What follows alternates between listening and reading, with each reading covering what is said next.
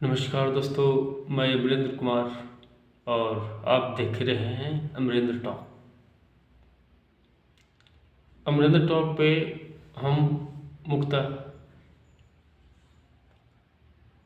जो ज्वलंत अभी करंट में जो सिचुएशन है, हालात हैं, राजनीतिक हालात हैं या अन्य जरूरी मुद्दे जिनकी चर्चा करना बहुत ज़रूरी होता है, उन मुद्दों पर चर्चा करते हैं। साथ ही साथ वैसे मुद्दे जो सनातन से जुड़े हुए हैं, सनातन से संबंधित है, उन मुद्दों को भी हम लोग सनातन अपने टॉक पे चर्चा करते हैं। तो आज से अपने टॉक पे करंट मुद्दों के साथ साथ सनातन से संबंधित हमारे जो सनातनी इतिहास है उसके भी टॉपिक लेता रहूँगा। और इसी कड़ी में आज से मैं सनातन के विकास में जो ऋषि मुनियों का योगदान रहा है उसको भुलाया नहीं जा सकता। तो मैं आज से एक दिन में जो एक महत्वपूर्ण ऋषि जिनका योगदान हमारे वैदिक शास्त्रों का, वैदिक धर्म के विकास में रहा है, उनकी चर्चा करूँगा। और इस कड़ी में आज मैं सनातन के जो बहुत महत्वपूर्ण ऋषि रहे हैं, महर्षि अंगिरा, इनके विषय में बताऊंगा और आप लोग को जानकारी दूंगा। इन ऋषियों को, अगर सनातन के बारे में हमें जानना है तो इन ऋषियों के बारे में भी जानना बहुत ज़रूरी है। और हमें, अगर हम एक सनातनी हैं, एक हिंदू हैं, तो हमें इन ऋषियों के बारे में जानना बहुत ज़रूरी है। इसी कड़ी में आज मैं अंगिरा के बारे में बता रहा हूँ, महर्षि अंगिरा के बारे में बता रहा हूँ। महर्षि अंगिरा को ब्रह्मा जी का मानस पुत्र माना जाता है और गुरु में वे ब्रह्मा जी के ही समान थे। महर्षि अंगिरा को प्रजापति भी कहा जाता है। प्रजापति के बारे में सुनते होंगे, वे महर्षि अंगिरा को ही कहा जाता था प्रजापति। महर्षि अंगिरा की गिनती सप्त ऋषियों में की जाती है। जो सप्त ऋषि हैं, सप्त ऋषि के नाम से सप्तऋषि तारामंडल भी अभी विद्यमान है। तो इन सप्त ऋषियों में इनकी गिनती की जाती थी। इनकी पत्नी का नाम स्मृति था। महर्षि अंगिरा की उपासना, पूजा इतनी तीव्र थी, इतना तेज था कि उनका प्रभाव, उनका तेज अग्नि से भी ज़्यादा हो गया था। भगवान की उपासना में वे इतने लीन रहते थे कि उनका जो तेज है वो अग्नि से भी अधिक हो गया था और अग्नि को भी उनके सामने फीके पड़ गए थे।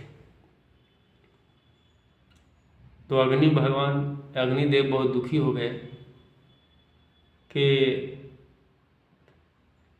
महर्षि अंगिरा के सामने अब मुझे देवता कौन मानेगा। उन्हें ये लगता था कि जब इनका तेज हमसे अधिक हो गया तो हमें इनके सामने देवता कौन मानेगा।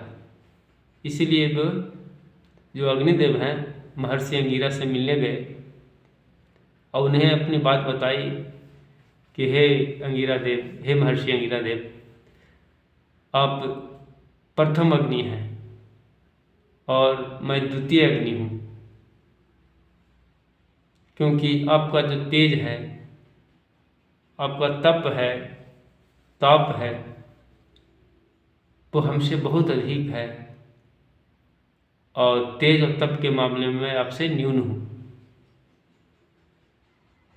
तो महर्षि अंगिरा उनका भाव को समझे कि ये अपने आप को सुरक्षित महसूस कर रहे हैं। तो उन्होंने उन्हें कहा कि आपको देवताओं के जो होम दिया जाता है वो काम आपको सौंपा गया। महर्षि अंगिरा ने जो देवताओं को होम दिया जाता है वो काम महर्षि अंगिरा को अग्निदेव को सौंपे।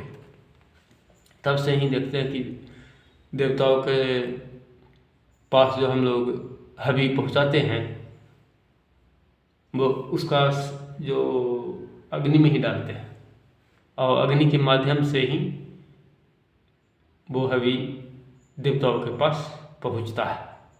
उतना ही नहीं,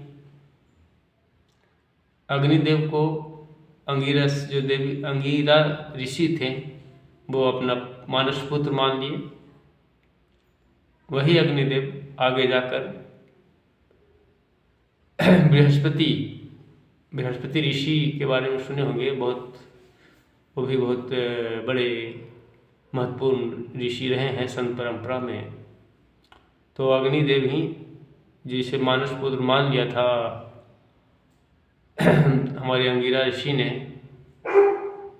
वो बृहस्पति के रूप में प्रसिद्ध हुए। हमारे जो प्राचीनतम ग्रंथ ऋग्वेद है, प्राचीनतम सबसे पुराना वेद और सबसे बड़ा वेद ऋग्वेद है। तो ऋग्वेद में महर्षि अंगिरा का सबसे ज़्यादा चर्चा की गई है।